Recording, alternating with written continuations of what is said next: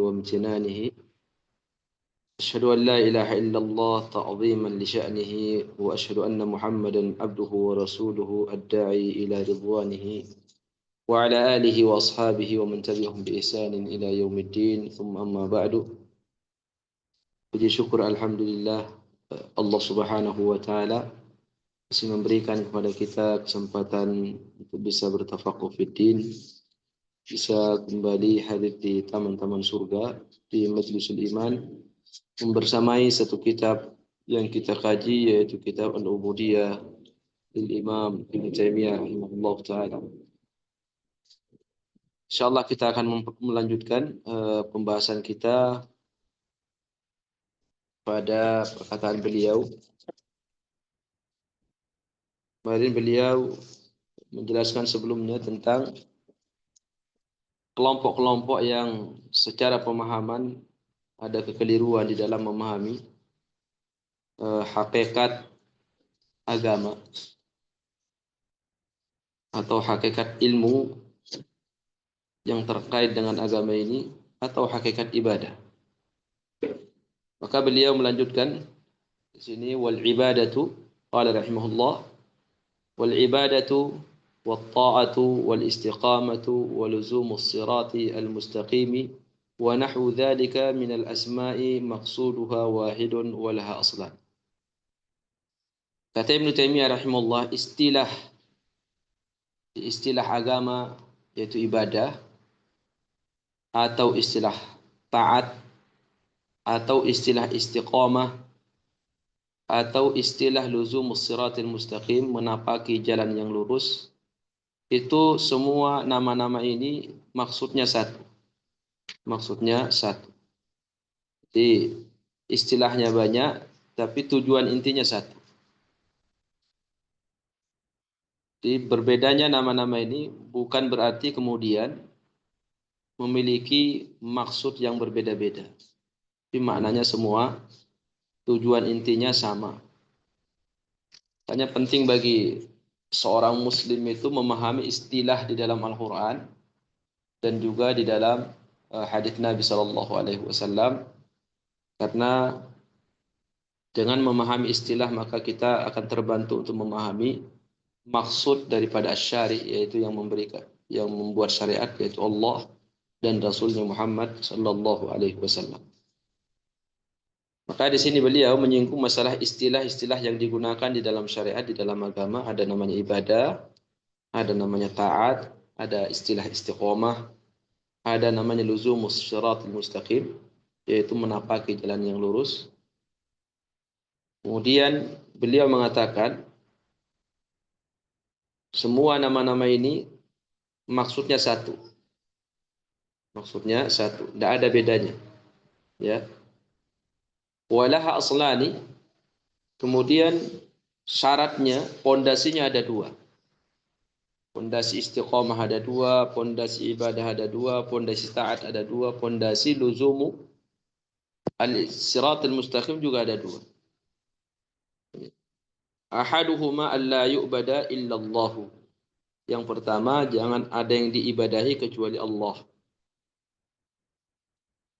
Ini atau disebut dengan istilah ikhlas kepada Allah Subhanahu wa taala. Watsani, yang kedua, ayyubada bima amara wa syara'a la bighairi dzalika minal bid'ah. Dan Allah ketika disembah, hendaklah dia disembah dengan apa yang Allah perintahkan dan apa yang Allah syariatkan. La bighairi dzalika minal bid'ah. Jangan sampai kita menyembah Allah Subhanahu wa taala dengan kebid'ahan yang dibuat-buat. Karena dengan kebid'ahan yang kita anggap sebuah ibadah, itu tidak akan masuk dalam kategori ibadah dan tidak akan masuk dalam kategori istiqomah dan juga ketaatan. Karena kebid'ahan ini tidak diturunkan oleh Allah Subhanahu wa taala. Dalil dari apa yang disampaikan oleh beliau tentu merujuk kepada kitabullah, Al-Quran Al-Karim. Allah Subhanahu wa taala berfirman, "Man kana yarju liqa'a rabbih falyamal 'amalan shalihan wa la yusyrik bi ibadati rabbih ahada." Maka barang siapa yang berharap berjumpa dengan Rabbnya itu hari kiamat, falyamal amalan salihan, hendaklah dia mengamalkan amalan saleh. Wala yusyrik bi ibadati rabbih ahada, dan jangan melakukan kesyirikan kepada Allah dalam beribadah. Jadi di sini ada dua yang disebutkan oleh Allah, amalan saleh dan keikhlasan. Syarat ibadah menjadi ibadah ketika terwujud dua syarat tersebut, yaitu ikhlas kepada Allah dan amalan saleh. Wa qala ta'ala bala man aslama wajhahu lillahi wa huwa muhsin falahu ajruhu 'inda rabbih wa la khaufun 'alaihim wa la hum yahzanun. Akan tetapi barang siapa yang menyerahkan wajahnya kepada Allah wa huwa muhsinun, dan dia dalam keadaan melakukan ihsan, falahu ajruhu 'inda rabbih, maka orang seperti itulah yang akan mendapatkan pahala di sisi Rabbnya. Wala khaufun 'alaihim, dan mereka tidak akan merasa ketakutan, wala hum yahzanun, dan mereka tidak akan bersedih. Wa qala ta'ala wa man ahsanu dinan mimman aslama wajhahu lillahi wa huwa muhsinun wattaba'a millata Ibrahim hanifa wattakhadallahu Ibrahim khalila. Dan siapakah yang paling baik dan paling bagus agamanya? Mimman aslama wajhahu lillah, daripada orang yang menyerahkan wajahnya kepada Allah. Jadi di sini juga disebutkan al-ikhlas. Ikhlas ini aslama wajhahu, maknanya ikhlas kepada Allah Subhanahu wa taala. Orang yang paling bagus amalannya itu adalah orang yang ikhlas kepada Allah wa huwa muhsinun. Saat dia mengikhlaskan kalimat wa huwa muhsin, itu hal, dalam istilah nahunya disebut dengan halnya, dan bahasa Arabnya hal. Sama dengan ayat sebelumnya, bala man aslama wajhahu lillah wa huwa muhsin. Hal keadaan. Jadi makna ayat ini, dan siapakah orang yang paling bagus agamanya daripada orang yang saat dia memberikan keikhlasan kepada Allah, dia dalam keadaan muhsin, yaitu dia dalam keadaan beramal soleh. Amal soleh itu apa maknanya yang dicontohkan oleh Nabi, atau ada dalilnya di dalam Al-Quran atau di dalam sunnah Nabi Sallallahu Alaihi Wasallam. Di posisi dalam keadaan dia mengikhlaskan ibadah kepada Allah, ibadahnya itu ada dalil. Ibadahnya ada dalil. Dia beramal, amalannya ada dasarnya, bukan kebid'ahan. Nah, kalau dengan kebid'ahan, sekalipun dia ikhlas, maka tidak akan menjadi sebuah ibadah. Capeknya orang di dalam keikhlasan, tapi dasarnya adalah kebid'ahan, maka capek itu akan mengantarkan dia ke dalam adab neraka.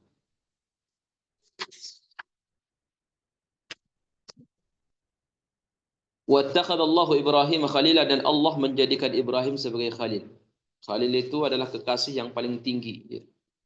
Dan yang sampai kepada khullah atau khalil ini adalah hanya dua nabi, yaitu Nabi Muhammad sallallahu alaihi wasallam dan Nabi Ibrahim alaihi salam. Bagaimana Rasulullah berfirman, Rasulullah bersabda, "Inna Allah attakhadha Ibrahim, inna Allah attakhadhani khalilan kama attakhadha Ibrahim khalila." Sungguhnya Allah menjadikan saya sebagai kekasih, sebagaimana Allah menjadikan Ibrahim sebelumnya menjadi kekasih Allah Subhanahu wa taala. Nah, ini beberapa ayat dinukil oleh Ibnu Taimiyah rahimahullah taala.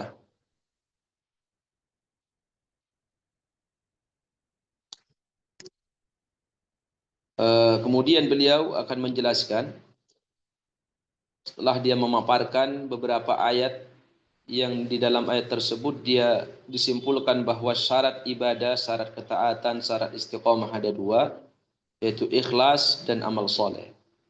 Maka beliau akan menjelaskan kepada kita apa itu amal soleh.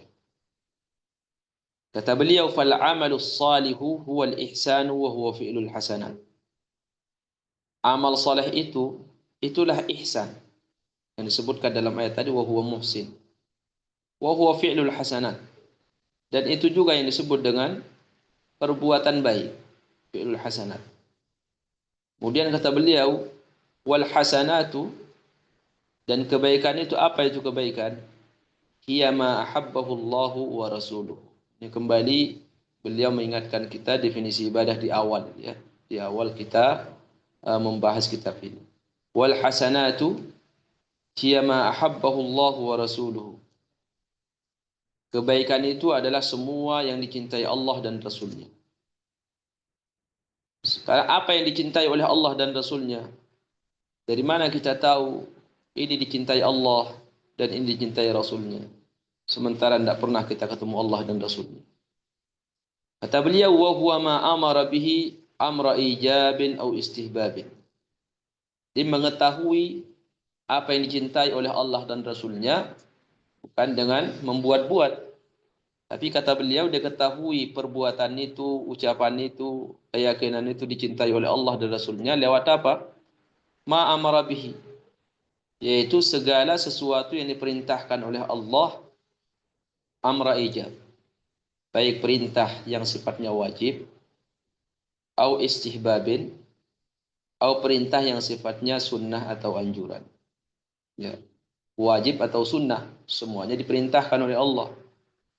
Di saat ada perintah sama, baik perintah wajib atau sunnah, maka itulah amalan soleh, itulah ketaatan, itulah al-ihsan.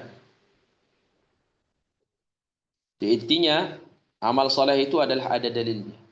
Amal soleh itu ada dalilnya. Berarti kebalikannya, kalau tidak ada dalilnya, sekalipun kita menganggapnya baik, yaitu kebid'ahan, maka tidak disebut amalan soleh dan tidak akan diterima oleh Allah Subhanahu wa taala. Fama kana minal bid'ah fid din allati laysat masyru'atan. Adapun kebid'ahan di dalam agama yang tidak pernah disyariatkan oleh Allah, fa innallaha la yuhibbuha wala rasuluhu. Maka sesungguhnya Allah dan Rasulnya tidak cinta dengan kebid'ahan itu. Makanya tidak disyariatkan. Apa mungkin Allah lupa? Tidak mungkin Allah lupa. Di segala sesuatu yang tidak Allah perintahkan, baik wajib atau sunnah, berarti Allah tidak mencintainya. Fala takunu minal hasanat. Kalau Allah tidak mencintainya, maka tidak akan menjadi kebaikan perbuatan tersebut. Wala minal amal salih. Dan tidak akan masuk dalam kategori amal saleh. Kama anna man ya'malu ma la yajuzu. Sebagaimana juga orang yang beramal atau melakukan perbuatan yang tidak diperbolehkan di dalam agama, maka tidak jadi amalan soleh sekalipun dia ikhlas. Karena syaratnya tadi apa? Wa huwa muhsin. Ya, wa huwa muhsin. Juga ya'mal amalan salihah. Ihsan, amal saleh itu satu makna. Ya. Dalam surah tadi surah Al-Kahfi, "Faman kana yarju liqa rabbih falyamal amalan salihan." Amal saleh. Dalam surah Al-Baqarah, "Bala man aslama wajhahu lillahi wa huwa muhsin." Al-ihsan. Itu maknanya adalah yaitu perbuatan atau amal yang ada dalilnya, ada perintahnya.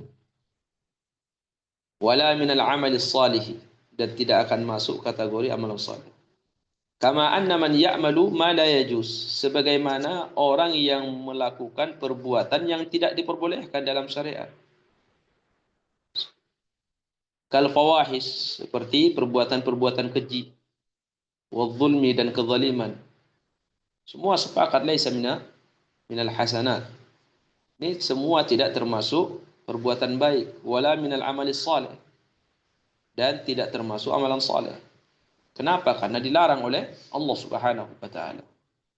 Semua perbuatan yang dilarang oleh Allah maka tidak mungkin menjadi amalan soleh apapun caranya dan apapun niat yang kita munculkan di dalam hati saat berbuat, tetap tidak akan menjadi amalan soleh.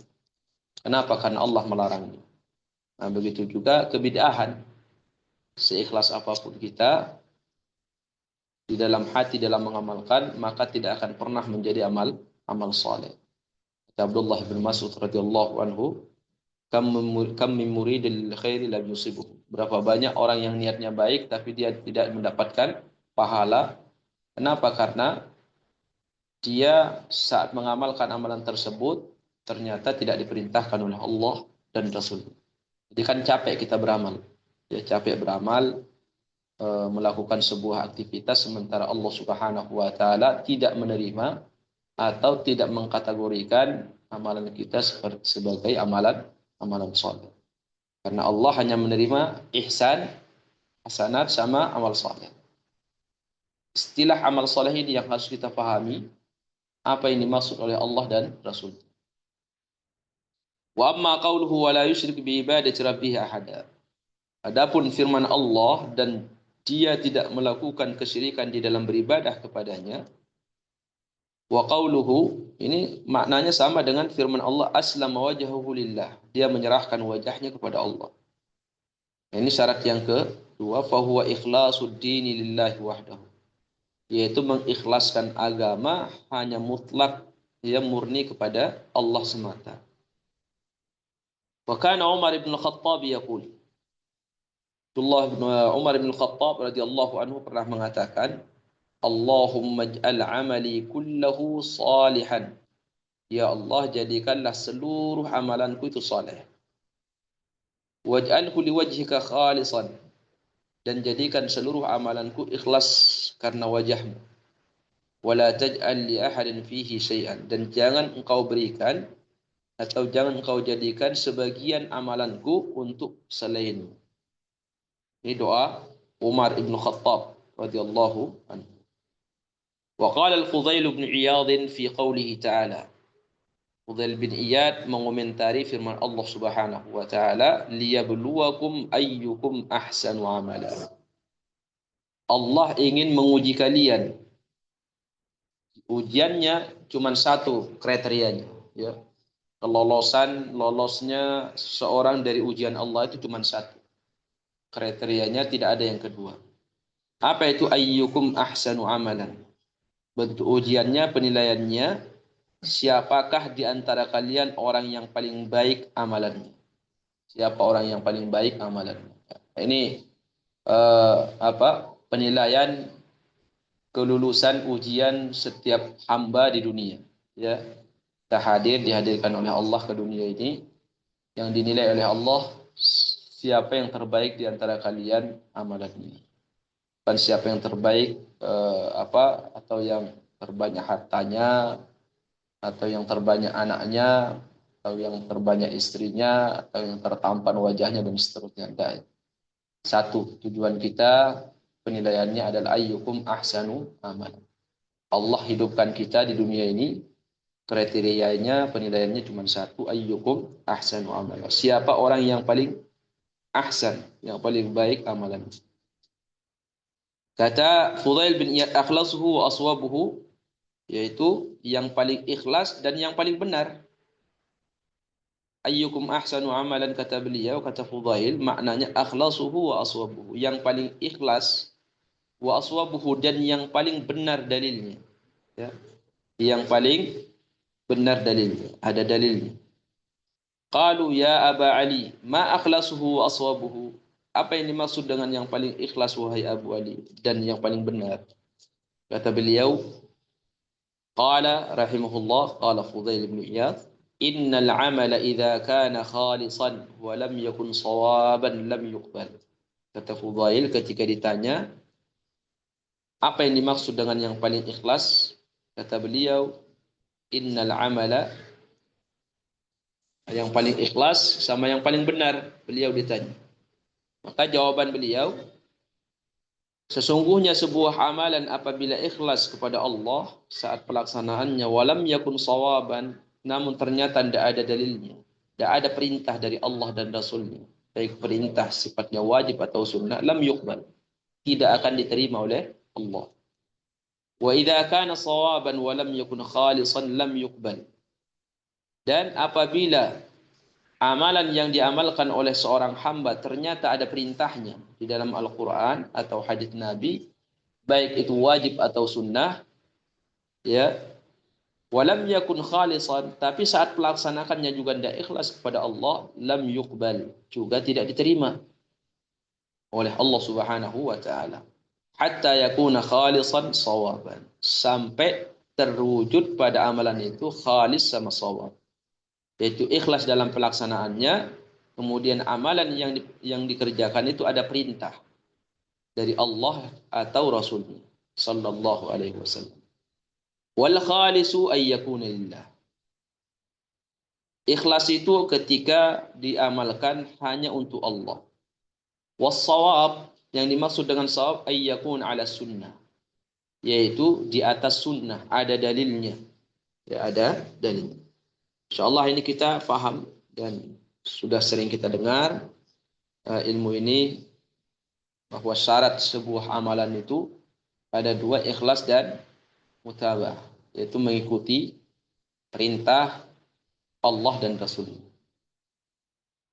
Kemudian Ibnu Taimiyah melakukan iftiradiyat. Ya, iftiradiyat itu maknanya membuat pertanyaan yang kemudian dijawab lagi. Andaikan ada sebuah pertanyaan seperti, gimana kita jawabnya? Fa'in qil, kata Ibnu Taimiyah rahimahullah, kalau ada yang bertanya, kalau ditanya misalkan, fa idza kana jami'u ma yuhibbuhu Allah dakhilan fi ismil ibadah. Kembali beliau membahas masalah apa itu ibadah, ya.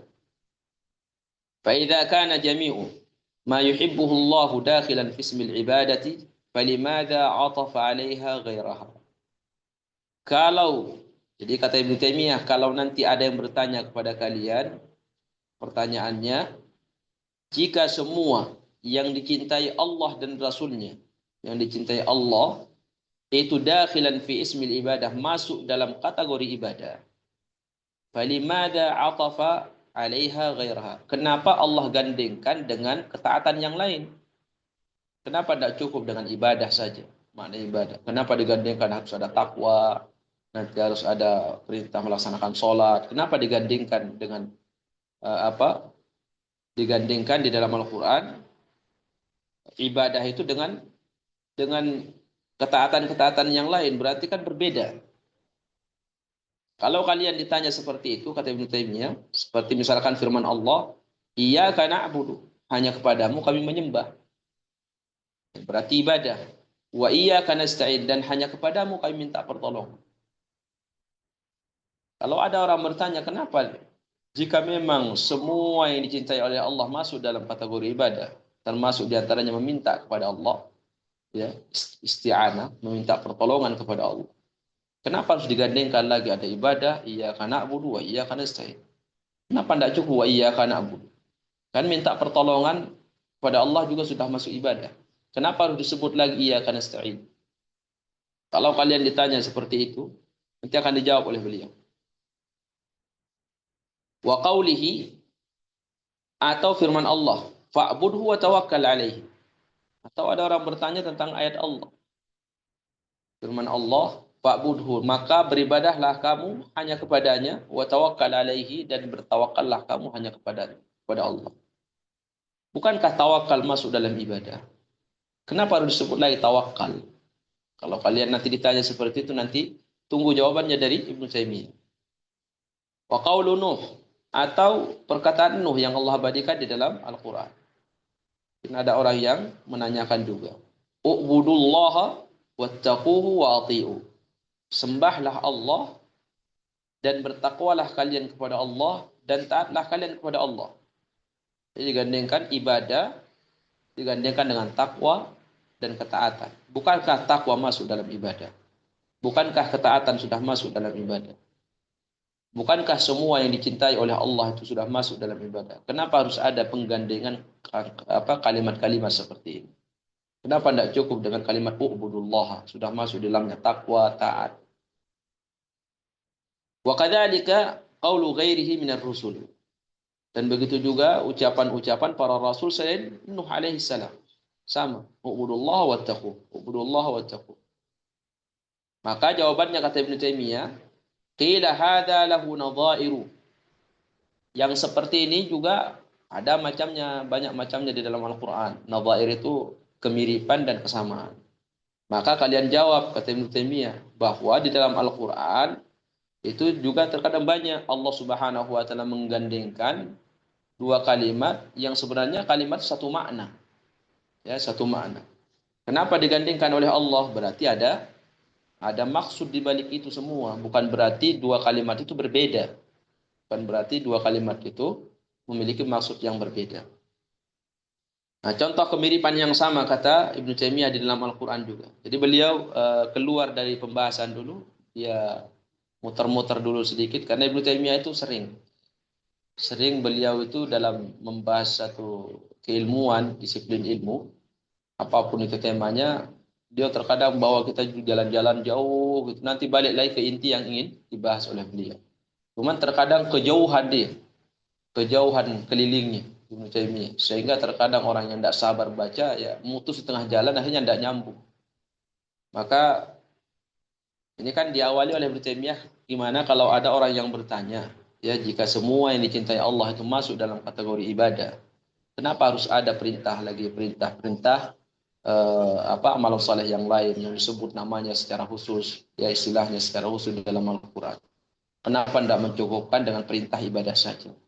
Maka Ibnu Taimiyah mengatakan yang seperti ini juga banyak di dalam Al-Quran. Maknanya bukan masalah ibadah dan yang lainnya.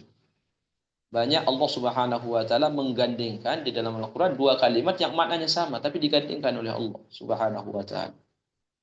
Contoh seperti firman Allah, "Inna salata tanha 'anil fahsya'i wal munkar."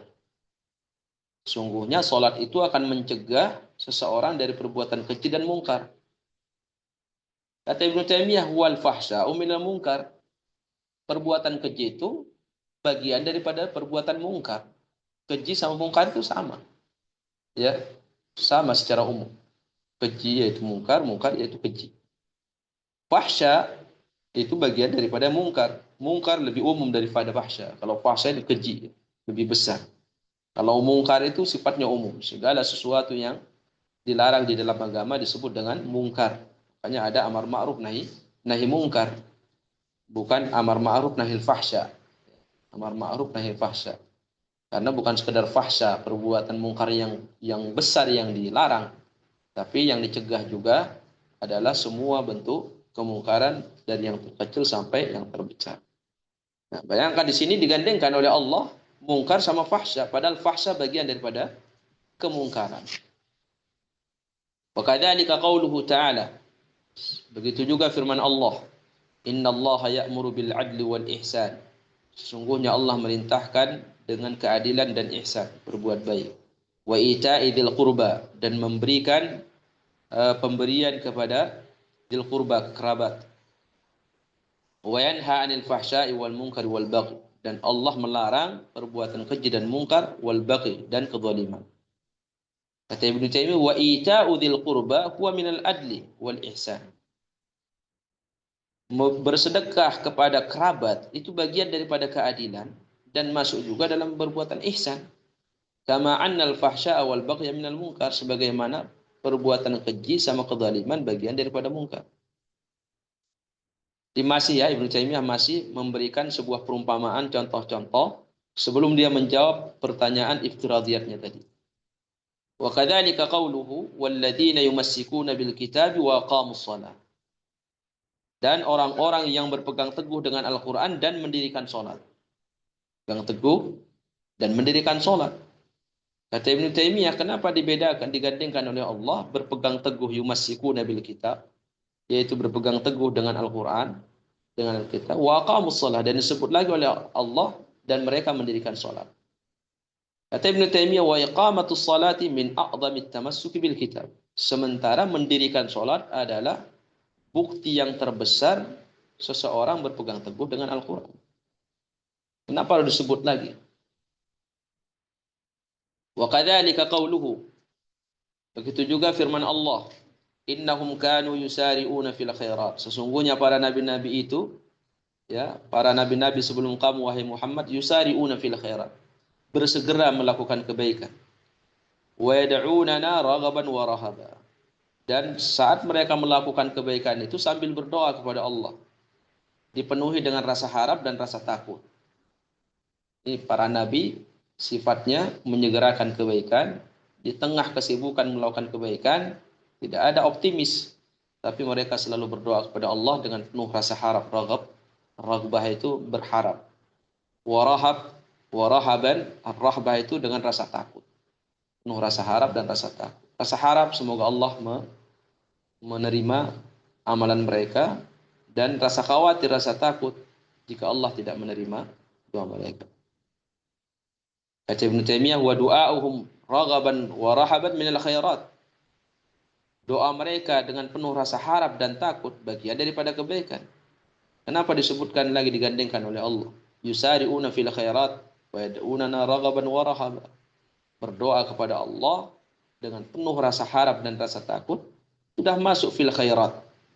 Sudah masuk dalam kalimat fil khairat. Mereka bersegera melakukan kebaikan. Tapi disebut oleh Allah digandengkan. Kata beliau, wa amthalu dzalika fil Qur'an katsir. Ya, contoh-contoh yang seperti itu banyak di dalam Al-Qur'an. Ya.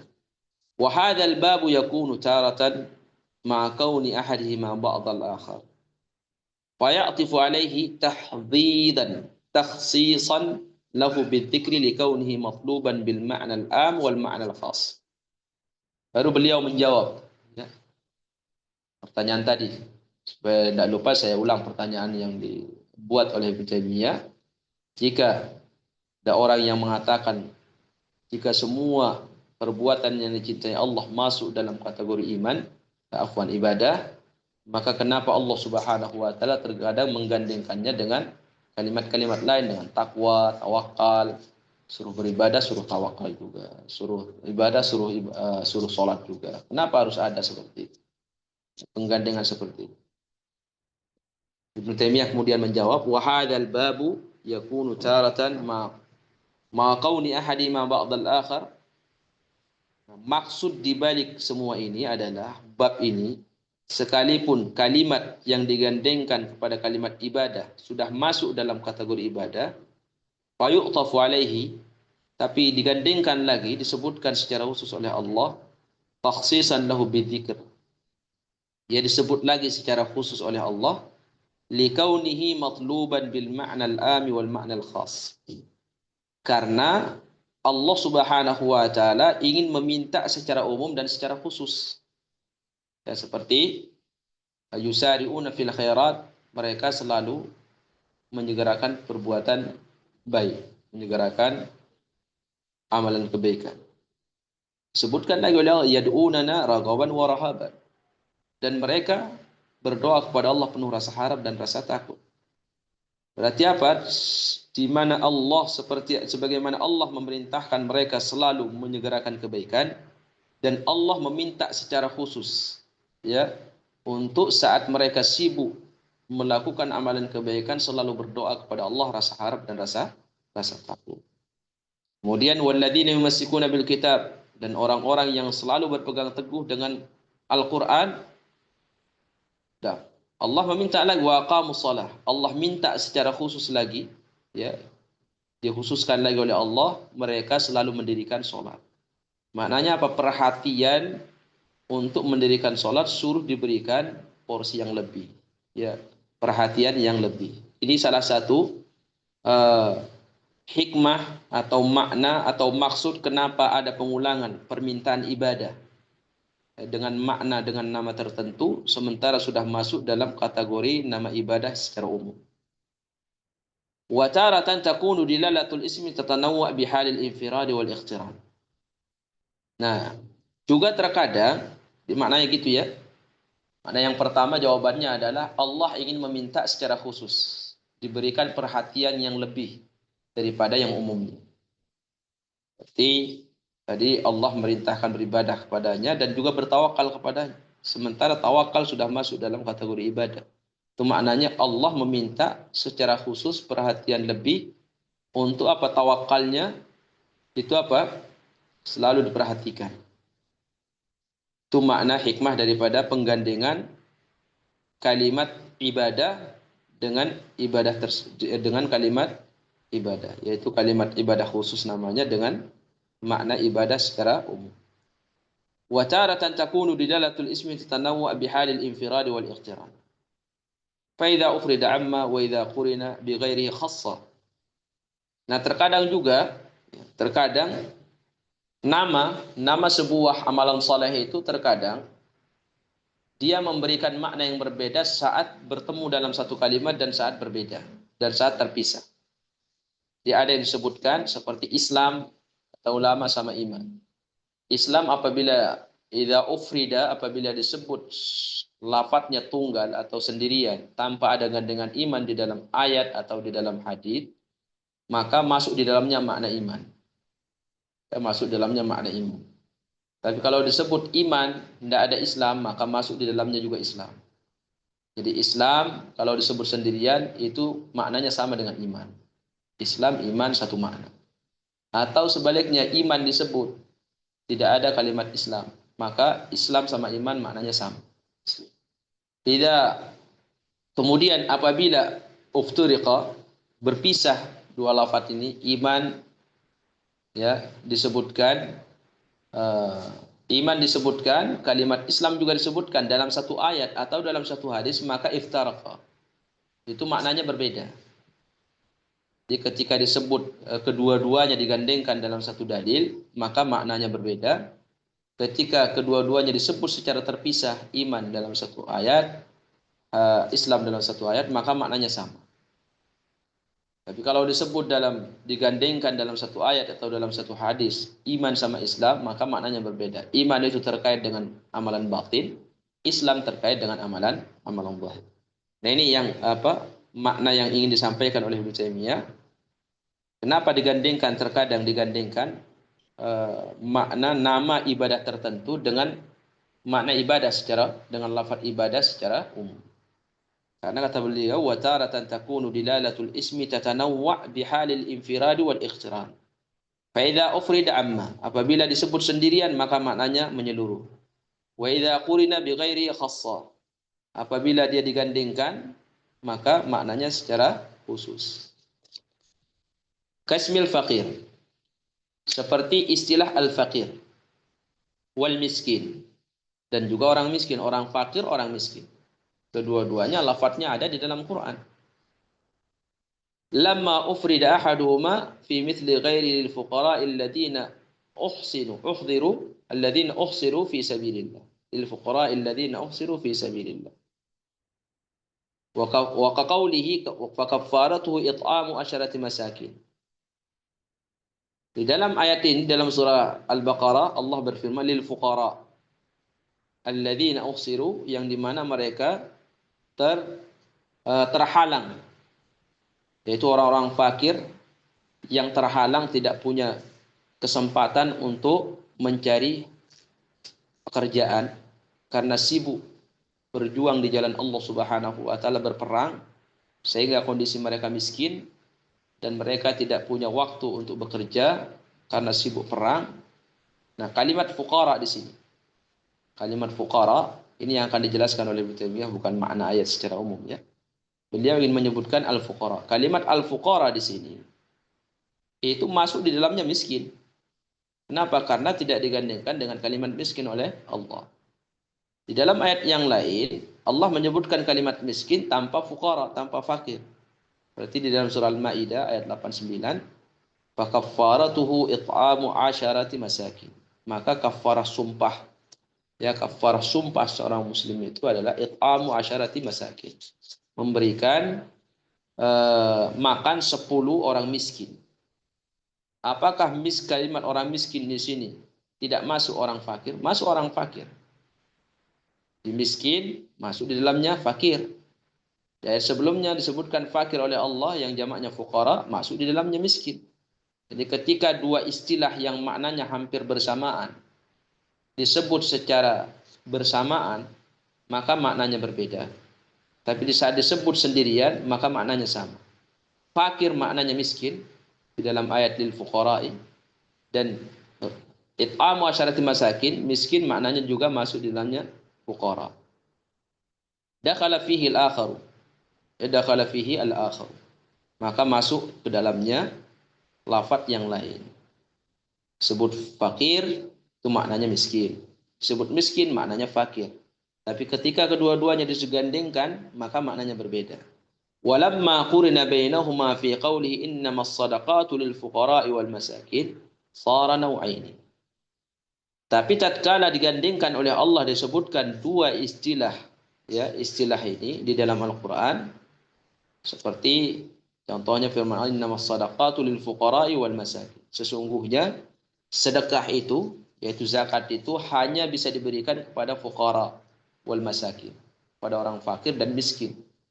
Maka ketika disebutkan fakir sama miskin di sini, maka sara nau'ain, maka menjadi dua kelompok yang berbeda.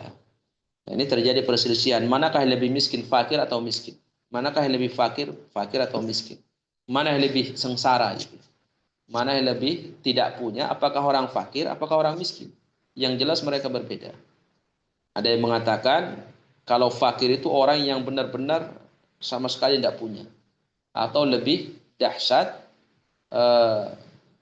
ketidakpunyaannya, tidak ada hartanya daripada miskin. Kalau miskin masih punya lah untuk dimakan sehari-hari, punya dia. Tapi kalau fakir itu sudah melarat, ya sudah melarat. Itu lebih dahsyat daripada miskin. Ada juga yang sebal dibalik sama dia, miskin lebih parah daripada fakir. Yang jelas para ulama rahimahullah taala berselisih di dalam makna fakir sama miskin. Ibnu Taimiyah hanya ingin menjelaskan kepada kita kalimat fakir sama miskin itu disebutkan oleh Allah Subhanahu wa taala terkadang sendirian, terkadang digandengkan. Nah, ini sama-sama memberikan makna. Saat disebutkan sendirian, miskin masuk maknanya fakir, fakir masuk maknanya miskin. Saat disebutkan kedua-duanya dalam satu ayat, fakir sama miskin berarti dua golongan yang berbeda. Jadi kita dibawa keliling ya sama Ibnu Taimiyah. Jadi kalau tidak sabar baca nanti keputus, ini lupa apa inti pertanyaannya tadi. Terlalu kepanjangan, terlalu kepanjangan sampai lupa tujuan. Sama seperti orang hidup di dunia, terkadang kelamaan hidup lama di dunia lupa tujuan hidup. Baik, waqad qila, jadi Ibnu Taimiyah ingin menjelaskan bahwa ketika kamu ditanya kenapa makna nama ibadah tertentu digandengkan dengan makna dengan nama ibadah secara umum, seperti takwa sama ibadah, ya doa sama ibadah, minta pertolongan dengan ibadah, kenapa harus ada lagi sementara semuanya sudah masuk dalam kategori ibadah? Maka beliau ingin menjelaskan hikmah di balik itu, bahwa terkadang dua lafaz di dalam Al-Qur'an itu terkadang berbeda maknanya saat bergabung. Waqad qila innal khassa ma'tufa 'ala al-'ami la yadkhulu fil hali fil 'ami hal al-ikhtiran fala yakunu min hadzal bab. Terkadang ada dan ada juga yang mengatakan bahwa lafaz khusus apabila digandengkan dengan lafaz umum, ini agak masuk ke usul fikih dikit ya. Semoga dimudahkan kita untuk memahaminya. Lafaz khusus apabila masuk ke dalam lafaz umum, maka makna lafaz khusus itu tidak masuk. Afwan. Lafaz khusus apabila digandengkan dengan lafaz umum dalam suatu ayat, maka makna lafaz khusus itu tidak masuk dalam lafaz umum halal iqtiran. Fala yakunu min hadzal bab. Kata Ibnu Taimiyah, ini tidak masuk pembahasan kita. Dia ada orang yang mengatakan, dan ini dianggap keliru oleh Ibnu Taimiyah ketika ada orang yang mengatakan bahwa lafaz umum apabila digandengkan kepadanya lafaz khusus, maka maknanya berbeda. Nah, ini ditolak sama Ibnu Taimiyah rahimahullah. Ya. Contoh misalkan tadi, iyyaka na'budu, hanya kepadamu kami menyembah. Tapi digandengkan oleh Allah dengan wa iyyaka nasta'in, dan hanya kepadamu kami minta pertolongan. Bukankah isti'anah sudah masuk, minta pertolongan masuk dalam ibadah? Masuk. Mana lafaz yang umum? Ibadah itu lafaz umum. Isti'anah khusus. Nah, ada orang memahami bahwa ketika lafaz khusus digandengkan dengan lafaz umum, itu maknanya berbeda. Ya. Mana isti'anah tidak masuk ibadah. Menurut mereka. Ini ditolak sama Ibnu Taimiyah. Dah, ini bertentangan sama Al-Qur'an. Ini bertentangan sama dalil. Istimbat ini bertentangan sama dalil. Maka Ibnu Taimiyah membantah cara berpikir seperti itu. Wa tahqiqu, ya. Kenyataannya anna hadza laysa laziman. Dan ini bukan sesuatu yang mesti terjadi. Maksudnya tidak selamanya dua lafaz yang berbeda, lafaz umum sama lafaz khusus ketika digandengkan dalam satu ayat oleh Allah, tidak selamanya itu maknanya berbeda. Buktinya apa? Di dalam Al-Quran, Allah Subhanahu wa Ta'ala banyak menggandengkan lafaz khusus digandengkan dengan lafaz umum. Tapi makna khusus itu sudah masuk kepada makna umum. Contoh misalkan firman Allah, Di dalam surah Al-Baqarah ayat 212. Man kana aduwwan lillahi wa malaikatihi wa rusulihi wa Jibril wa Mikala. Maka katakanlah Muhammad, barang siapa yang menjadi musuh bagi Allah dan malaikat-malaikatnya, dan musuh bagi malaikat-malaikatnya, dan musuh bagi rasul-rasulnya, wa Jibril wa Mikala, dan musuh bagi Jibril dan musuh bagi Mikal, yaitu Mikail. Ya. Kalimat Jibril sama Mikal ini nama dua malaikat. Malaikat Jibril sama Mikail. Sebelumnya sudah disebutkan oleh Allah kalimat rusul. Ya, rasul bisa jadi para utusan. Rasul itu para utusan. Bisa jadi utusan dari malaikat, bisa jadi utusan dari manusia yaitu para nabi. Malaikah itu lafaz umum.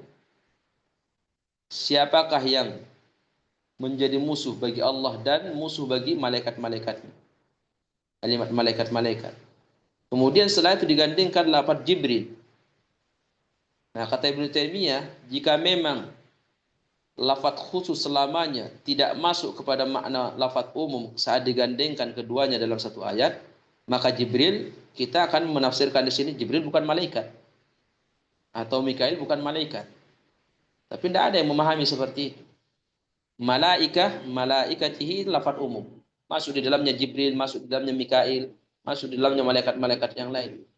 Tapi disebut lagi Jibril secara khusus oleh Allah.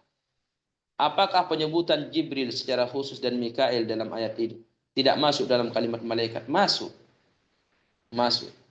Tapi kenapa digandingkan oleh Allah? Allah ingin memberikan perhatian khusus kepada Jibril sama Mikail. Dan ini salah satu kemuliaan. Kemuliaan bagi Jibril dan Mikail disebutkan secara khusus lagi oleh Allah Subhanahu wa taala. Itu di antara hikmah. Kemudian beliau lagi memberikan contoh ya. Masih ini. Apa dikasih contoh kita lagi sama Ibnu Taimiyah. Wa qala ta'ala, Allah Subhanahu wa taala berfirman, "Wa id akhadna minan nabiyyin mitsaqahum." Dan ketika kami mengambil perjanjian dari para nabi, wa minka dan dari kamu wahai Muhammad, wa min Nuhin dan dari Nuh, wa Ibrahim dan dari Ibrahim, wa Musa dan dari Musa, wa Isa dan Nabi Isa, ibnu Maryam. Dzikrul khas ma'al 'am. Di sini disebutkan, dan ingatlah ketika kami mengambil perjanjian dari para nabi. Para nabi semua masuk dalamnya, Nabi Muhammad, Nabi Nuh, Nabi Ibrahim, Nabi Musa, dan nabi-nabi yang lain. Tapi setelah itu disebutkan lagi secara khusus Nabi Nuh, Nabi Muhammad, Nabi Nuh, Nabi Ibrahim, Nabi Musa, Nabi Isa. Apakah Nabi Ibrahim sama Nuh sama Musa tidak masuk dalam kategori lafaz Nabi? Nah, ini kata Ibnu Taimiyah yang membuat Ibnu Taimiyah membantah sebuah istimbat atau kesimpulan yang mengatakan bahwa lafaz khusus apabila digandingkan dengan lafaz umum maka maknanya berbeda. Ibnu Taimiyah menolak hal itu mentah-mentah ya. Karena tidak selamanya hal itu terjadi seperti itu di dalam Al-Qur'an. Baik, kita lanjutkan kata Ibnu Taimiyah rahimahullahu taala, wa dzikrul khas ma'al 'ammi yakunu li asbabin mutanawwi'ah. Penyebutan lafaz khusus digandingkan dengan lafaz umum disebabkan banyak hal. Taratan likaunihi lahu khasiyatun laysat li sa'iri afradil 'am. Terkadang dia memiliki kekhususan di sisi Allah Subhanahu wa taala yang tidak dimiliki oleh afrad, personal-personal, individu-individu makna umum yang lainnya. Seperti para nabi tadi. Nabi masuk dalamnya Nabi Adam, ya Nabi Idris, Nabi Ismail dan seterusnya. Tapi kenapa dikhususkan Nabi Nuh? Berarti Nabi Nuh sama Ibrahim sama Musa sama Isa memiliki apa? Kekhususan, ya, keutamaan yang lebih di sisi Allah daripada nabi-nabi yang lain. Maka mereka disebut namanya oleh Allah secara khusus setelah disebut secara umum. Begitu juga ibadah-ibadah yang lain kata Ibnu Taimiyah. Ketika ada nama ibadah yang disebut namanya secara khusus setelah penyebutan lafaz ibadah yang secara umum, berarti apa? Berarti Allah Subhanahu wa taala menginginkan kita untuk memahami bahwa makna nama ibadah yang disebut secara khusus setelah lafaz umum itu memiliki kekhususan atau memiliki makna yang lebih di mata Allah Subhanahu wa taala. Kama fi Nuhin wa Ibrahim wa Musa wa Isa. Ya, seperti penyebutan Nuh sama Ibrahim sama Isa setelah penyebutan para nabi. Jadi kalau kurang paham nanti bisa ditanyakan ya. Saya khawatirnya tidak semua dipahami.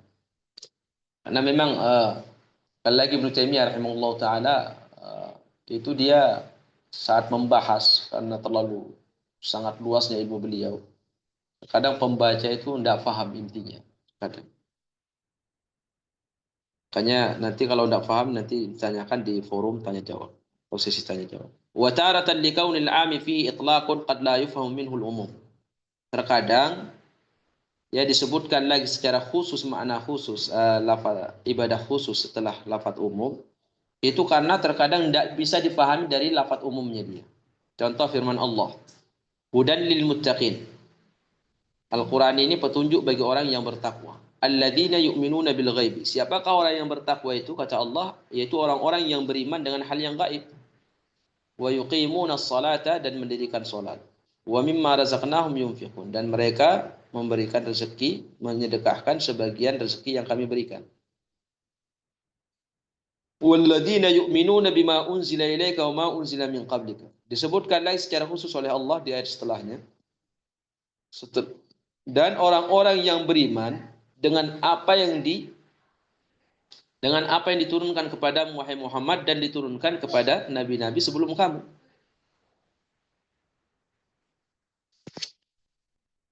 Wa qauluhu yu'minuna bil ghaib. Firman Allah yang mengatakan yu'minuna bil ghaib, mereka mengimani perkara yang gaib. Kalimat beriman terhadap yang gaib ini yatanawalul ghaib alladhi yajibul imanu bihi. Ini mencakup seluruh perkara yang gaib yang wajib untuk diimani. Lakin fihi ijmalun falaysa fihi dalalah atau dilalatun ala anna minal ghaibi ma unzila ilayka wa ma unzila min qablik. Tapi di dalam benak orang yang membaca, dalam pikiran orang yang membaca, yu'minuna bil ghaib. Mereka beriman terhadap hal yang gaib. Siapa yang menyangka atau yang terlintas di benak dia masuk di dalamnya, beriman terhadap yang gaib itu masuk di dalamnya adalah beriman terhadap Al-Quran yang Allah turunkan kepada Nabi dan kitab-kitab yang Allah turunkan kepada Nabi-Nabi sebelumnya. Tidak ada yang terlintas di benaknya itu masuk dalam perkara yang gaib. Ya, makanya disebutkan lagi secara khusus oleh Allah setelah Allah menyebutkan yu'minuna bil ghaib, Allah sebutkan lagi walladzina yu'minuna bima unzila ilaika wa ma unzila min qablik. Allah sebutkan lagi secara khusus. Kenapa? Karena di lafaz ayat sebelumnya itu terkadang tidak ada orang yang berpikiran bahwa kitab yang diturunkan kepada Nabi dan kitab yang diturunkan kepada Nabi-Nabi sebelumnya itu termasuk hal yang gaib. Nah, makanya dikhawatirkan ada orang yang tidak memasukkan di dalam perkara yang gaib, maka Allah sebutkan secara khusus. Nah, itu salah satu Salah satu hikmah terkadang disebutkan lafaz khusus, nama sebuah ibadah yang khusus setelah disebutkan digandingkan dengan lafaz ibadah yang umum. Ya. Wa qad yakunu al-maqsudu annahum yu'minuna bil mukhbar bihi wa huwa al-ghaib wa bil ikhbari bil ghaib wa huwa ma unzila ilayka wa ma unzila min qablika. Wa qad yakunu al-maqsudu, dan terkadang maksudnya juga annahum yu'minuna bil mukhbar bihi wa huwa al-ghaib. Mereka beriman kepada yang gaib wa bil ikhbari bil ghaibi wa huwa ma unzila ilayka wa ma unzila min qablik. Dan beriman terhadap pengabaran-pengabaran hal yang gaib yang diturunkan di dalam Al-Qur'an yang diturunkan kepadamu dan perkara-perkara gaib yang diturunkan oleh Allah kepada kitab-kitab sebelumnya. Jadi makna yang dimaksud oleh Ibnu Taimiyah rahimahullah taala di sini bahwa Allah Subhanahu wa taala itu ketika memerintahkan kita untuk beriman kepada hal yang gaib, Allah juga memerintahkan kepada kita untuk beriman kepada semua kitab Allah yang Allah turunkan kepadamu, yang Allah turunkan kepada nabi-nabi sebelumnya. Kalau nabi-nabi sebelumnya kitabnya jelas gaib bagi kita. Tapi di sana ada perkara-perkara gaib yang Allah beritakan. Kalau memang itu berita sampai kepada kita, kita wajib untuk mengimaninya. Begitu juga Al-Quran. Al-Quran ini sekarang bagi kita tidak gaib. Karena kita lihat, kita saksikan.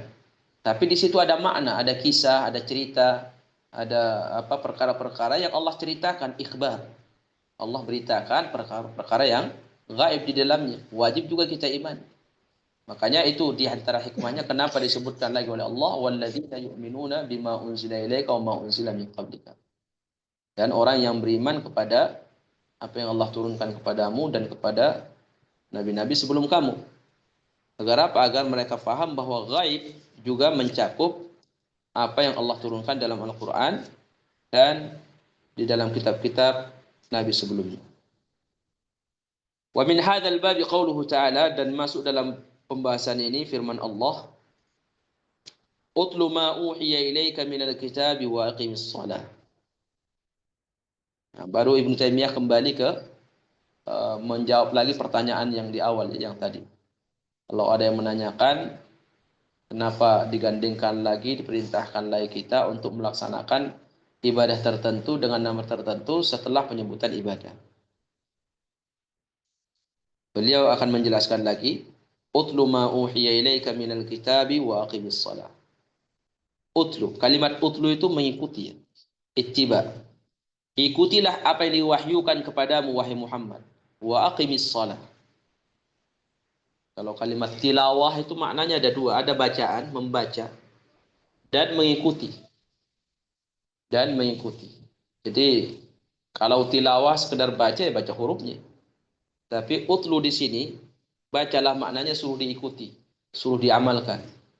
Dalam Al-Quran Allah berfirman, wal qamari idza talaha, dan bulan apabila datang menyusul mengikuti. Ya, mengikuti apa? Mengikuti matahari. Matahari terbenam muncul bulan. Wasyamsu wa duhaha, demi matahari dan waktu duha. Wal qamari idza talaha, dan demi bulan apabila datang mengikuti. Ya, menyusul, datang mengikuti matahari. Kalimat tala, utlu itu maknanya mengikuti. Ikutilah, itu amalkanlah. Utlu ma uhiya ilaika minal kitab. Ikutilah apa yang diwahyukan kepadamu wahai Muhammad minal kitab, di dalam Al-Qur'an. Wa aqimis salata, dan dirikanlah salat.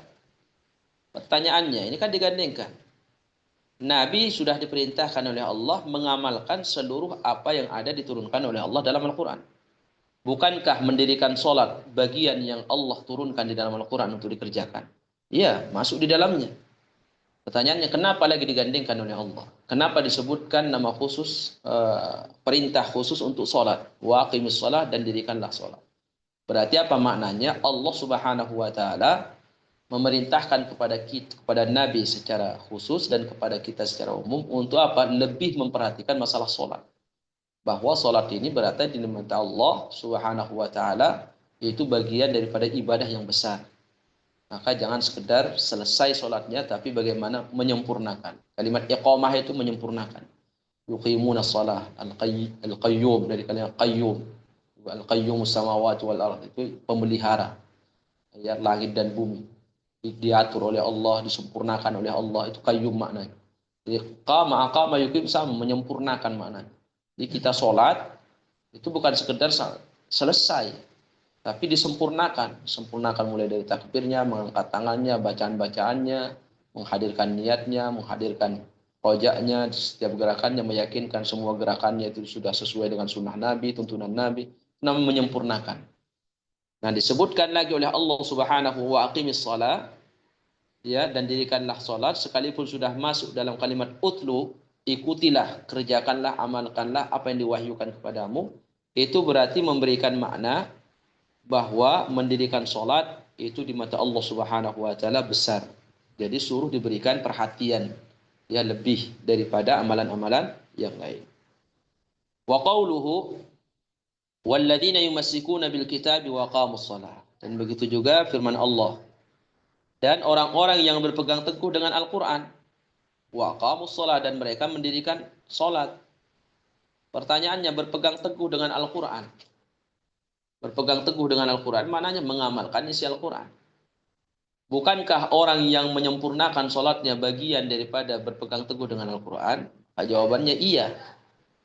Nah, pertanyaan selanjutnya, kenapa Allah sebutkan lagi pendirian sholat, suruh mendirikan sholat setelah Allah Subhanahu wa Ta'ala mengabarkan tentang berpegang teguh dengan Al-Quran? Berarti jawabannya sama. Allah Subhanahu wa Ta'ala setelah mengabarkan orang-orang yang berpegang teguh dengan Al-Quran dan mereka mendirikan sholat, maknanya mereka itu sholatnya tidak sembarangan. Jadi benar-benar diperhatikan bagaimana pelaksanaannya itu dilaksanakan secara sempurna, ya, secara sempurna. Wa tilawatul kitabi hiya ittiba'uhu kama qala Ibnu Mas'ud. Tilawatul kitab maknanya ittiba'uhu, mengikuti Al-Qur'an. Tilawah yang juga sering kita dengar dan diartikan dengan membaca. Tapi tilawah di sini maknanya itu adalah mengikuti, yaitu mengamalkan. Sebagaimana Abdullah bin Mas'ud menafsirkan, ya, tilawatul kitab.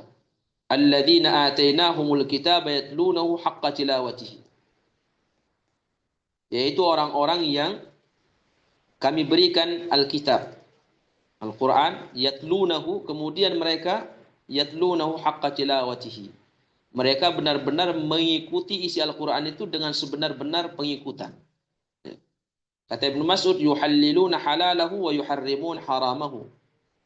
Mereka menghalalkan apa yang dihalalkan Quran dan mengharamkan apa yang diharamkan Quran. Wa yu'minuna bimutasyabihihi, dan mereka beriman dengan isi Al-Quran yang mutasyabih, yang tidak bisa dicerna maknanya, tapi mutasyabih tasyabuh, ya.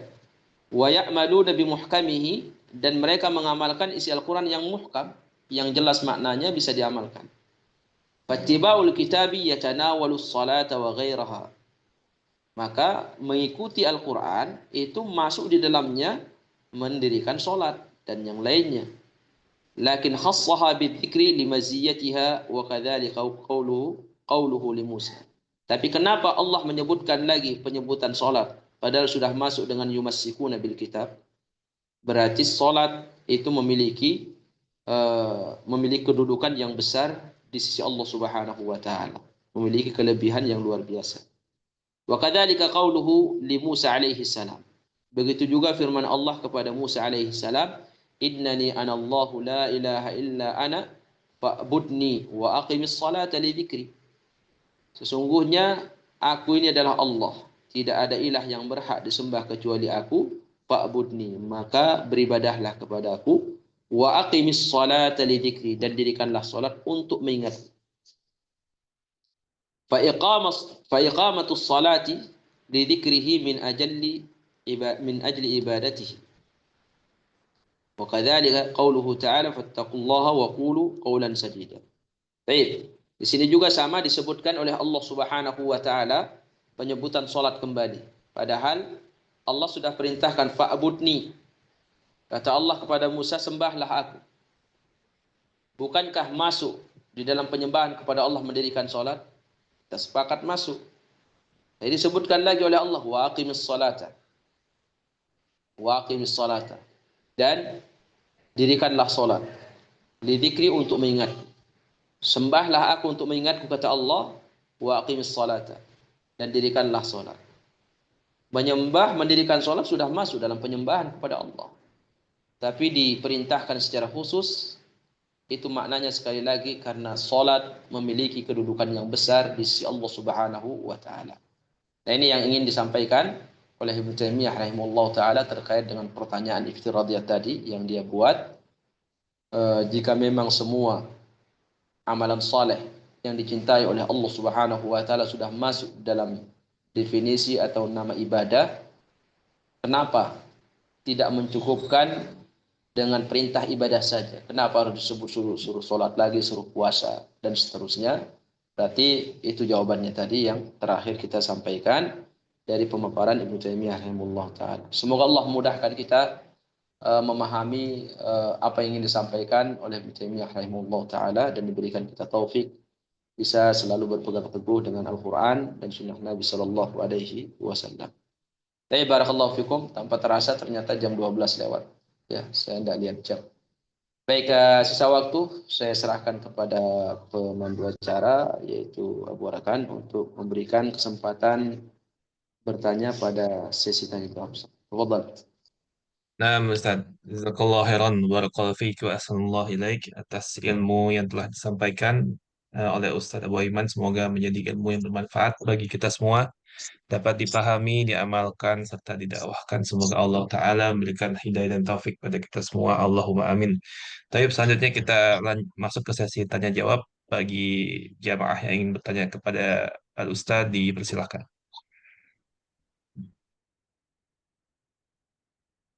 Ya. Ini memang agak muter-muter karena agak sedikit masalah dari ke usul beliau, kemudian perbandingan. Karena itulah agama ini memang harus benar-benar dipahami, kuras seluruh tenaga kemampuan kita untuk memahaminya. Kita sesuai dengan kemampuan kita, mungkin barangkali dari pertanyaan dari pemaparan tadi ya kurang bisa dipahami karena memang agak lari-lari ke usul sedikit, usul fikih. Silakan ibu-ibu atau yang hadir semua kalau ada pertanyaan. Assalamualaikum warahmatullahi wabarakatuh.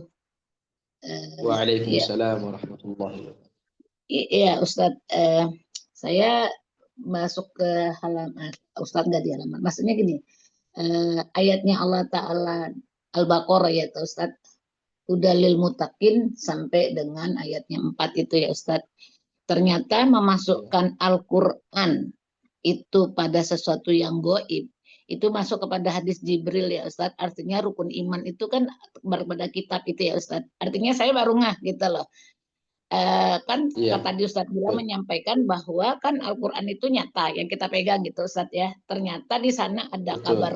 kabar yang goib tentang cerita, kisah adanya surga dan neraka gitu ya. Artinya makanya dimasukkan kepada sesuatu orang beriman itu beriman kepada yang goib. Rukun iman menyatakan Al-Quran itu adalah rukun iman gitu loh kan Ustaz. Gitu aja saya memahaminya. Betul, betul, Ternyata betul, betul. demikian ya Ustaz. Masya Allah. Ya begitu ya Iya, memahaminya ya. ya. Alhamdulillah. Iya Baik Ustaz. betul, Masya Allah. Pelan-pelan, Alhamdulillah. pelan-pelan, pelan-pelan. Semoga para yang hadir lebih paham ya. Nah memang eh, insya Allah ini yang disampaikan Bu Meti menambah atau memudahkan kita semua lebih paham dengan yang disampaikan oleh Ibu Taimin tadi insya Allah. Barakallahu fiik Bu Meti. Jazakallah khairan. Nah, silakan yang lain. Kalau ada pertanyaan masih ada 15 menit untuk sesi tanya jawab. Insyaallah. Baik, jazakumullah khairan wa barakallahu fikum atas pertanyaan dari jemaah dan juga jawaban dari Al-Ustaz. Selanjutnya, jemaah yang ingin bertanya dipersilakan, kalaupun mau menggunakan chat nanti insya Allah akan kita bacakan.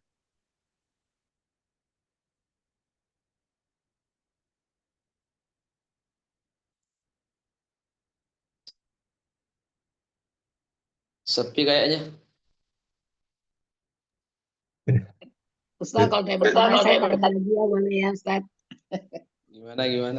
Ya lanjut, Ustaz lanjut. begini, bahasanya begini Ustaz. Tadi Ustaz menyatakan di awal-awal pentingnya kita mengetahui istilah gitu loh. Nah, saya khususan pada diri saya sendiri, ini yang saya merasakan dalam beragama memang fakir banget dengan istilah. Sehingga tidak paham apa itu dengan istilah misalnya tadi Islam, itu kan iman itu kurang dipahami secara lafaz dan maknanya itu sehingga kita nggak mau ini apa ya antara saya tuh suka berkata kepada di sana tauhid akidah gitu kan Ustadz itu kan harus dipahamin betul-betul istilah-istilah ini Betul. supaya kita tidak salah gitu loh. Dan saya mengakui betul fakirnya diri ini dengan istilah sehingga memang harus membahasakan kata sholat aja saya suka berulang-ulang pada sholat itu secara bahasa adalah berdoa, secara syariat adalah bagian diawali dengan takbir, diakhirin dengan salam gitu. Nah itu kan harus dipahamin apa-apa yang dengan istilah-istilah itu dipahamin benar sehingga tidak salah gitu loh Ustadz. Ya, artinya Betul. saya merasakan secara pribadi kurangnya memahami istilah-istilah itu jelas benar gitu loh. Artinya sehingga tidak salah gitu loh. Pada saat bersamaan maknanya apa, pada saat dipisah tuh apa, itu yang betul-betul harus menjadi perhatian gitu loh, Ustaz. Begitu yang saya pahami, Ustaz. Betul, ya, masya Allah ya. Terkadang kita ini tidak sadar saat berinteraksi dengan agama Allah Subhanahu Wa Taala, baik Al-Quran atau hadits Nabi.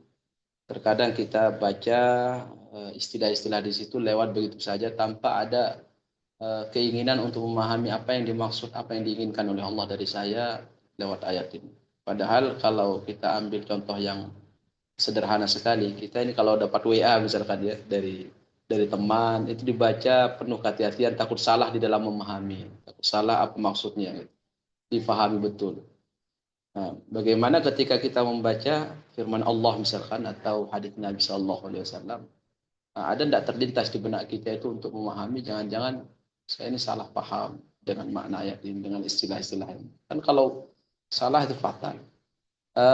Satu hal yang mungkin memberikan gambaran betapa pentingnya istilah Al-Quran, istilah hadis itu dipahami. Karena ini terkait dengan karakter ya, dan terkait dengan amalan kita.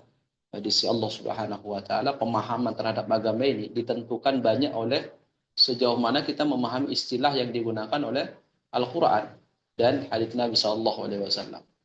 Contoh misalkan definisi iman. Apa yang dimaksud dengan iman? Definisi iman itu lahir sebuah firqah-firqah yang sesat. Ada namanya Murji'ah, ada namanya Mu'tazilah, ada Qadariyah, ada Jabariyah, ada Jahmiyah, ada Mu'attilah. Itu semua Khawarij, kemudian apa namanya? Nama-nama yang lain itu lahir dalam bab apa? Dalam bab memahami apa itu iman. Ya, apa itu iman? Definisi iman, orang Jahmiyah memahami iman itu hanya tasdiq. Ya, hanya tasdik. Tasdik itu hanya membenarkan. Kamu membenarkan Muhammad sebagai nabi, Islam ini adalah agama yang Allah turunkan, agama yang hak. Sekalipun kamu tidak mengucapkan syahadat, itu kata mereka kamu mukmin, kamu sudah terwujud pada diri kamu itu iman. Coba bayangkan. Jahmiyah memahami iman ini seperti itu. Nah, itu kan pemahaman istilah. Iman yang dimaksud oleh Allah apakah benar? Itu yang dimaksud. Itu yang dipahami oleh Jahmiyah. Kata ulama tidak. Orang Murji'ah mengatakan, orang Murji'ah sebagian terbagi lagi, terpecah kepada beberapa golongan. Ada yang mengatakan iman itu cukup kamu mengucapkan syahadat, asyhadu an la ilaha illallah wa asyhadu anna muhammadar rasulullah. Cukup.